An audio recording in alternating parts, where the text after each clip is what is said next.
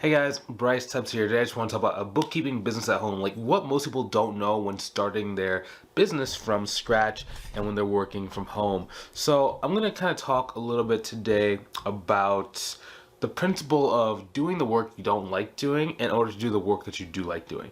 So you might notice I am a little bit fresh off a dance social. So I got to go salsa dancing this weekend. So I got my wristband. I just came back. I'm super tired, but I wanted to take the time to share this video with you to make sure that you know exactly what you're getting into and maybe give you guys some tips that I wish that I had known when I first got started. So most people, when they have developed a skill and they really like doing something, they start a business to do that thing. What that means, like, let's say for example, you love making knickknacks, or you love doing some welding, right? Then you start a welding business because you like welding.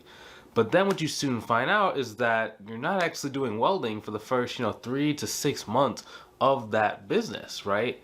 Now, a lot of people get very discouraged and disgruntled with that, and they just really fizzle out, right? And it's not that that's a bad thing, that's hard that they weren't able to do the thing they wanted to in the beginning. It's just they were unprepared or did not really think about it. So for example, I have a friend, and he loved playing guitar, right?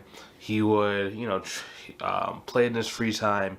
He would play a couple concerts here and there, and then one day he said, I should start making some money at this, right? So he said, why don't I just start teaching guitar lessons? Why don't I have a guitar school?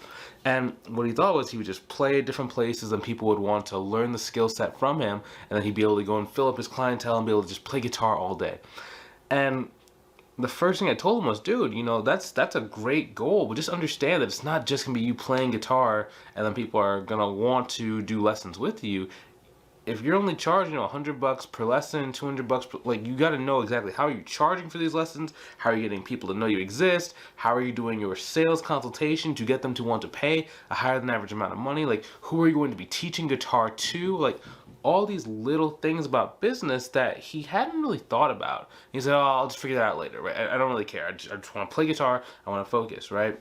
And giving him credit, he did last a little bit longer than what most people do. He lasted for about 7 months of trying, right? So he'd be playing guitar, he took up playing at multiple churches, and then after each other service, and he'd ask the pastor if he could go on stage, just kind of promote his just tell a couple people about it. And he would do that, but then he wouldn't really know how to do the sales call. He wouldn't know how to follow up. He didn't really try and really sell the lessons for much. And he just kind of fizzled out, because eventually he's like, man, I got into this thing so I can play guitar, not so I can have a business. And, that's just kind of what happens to most people. So if that makes sense and you're interested in learning more and seeing if I can help you out, click on the link inside the description. At the very least, you might qualify for funding, and it doesn't have to come directly out of your pocket right away, and you have long repayment terms. So if that's you, I'd love to see you on the call. Love to see if I can help you out. And I will talk to you soon, and I will see you later. Have a great rest of your day.